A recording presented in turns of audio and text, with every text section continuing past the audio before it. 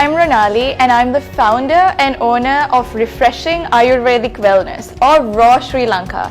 So think of it as a healthy juice because we only use 20 to 30% fruit. So you can have your daily intake of fruits, veggies and leafy greens in a ready-to-drink bottle. So during the pandemic, we had no choice but to stay closed.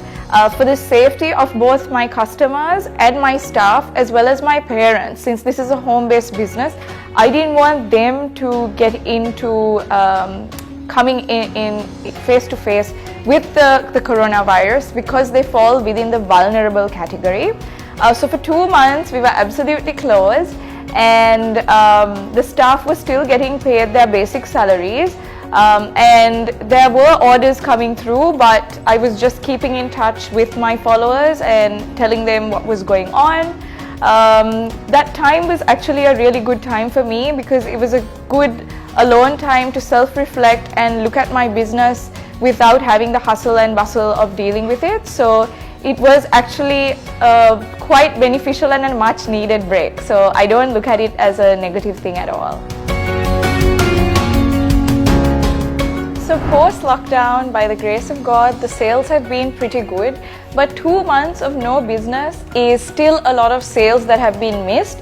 So we have to re-look at our marketing strategy and develop a new plan to target a new customer base and get more people on board to the raw lifestyle. I think Restart Sri Lanka is an excellent campaign and I encourage all our local community to support all local businesses. Share, even if you're not going to purchase something from them, share their stories, share their posts and encourage people to endorse local brands. Also, if you are a startup yourself, don't be discouraged. You can always find a way around it. And in life, there will always be times where things won't go the way you have planned or unforeseen things may happen. And you need to strategize and have a plan B, C, D, E, and F for everything that may come your way. So don't give up. Just use this as a challenge to move yourself further forward and to accomplish your goals.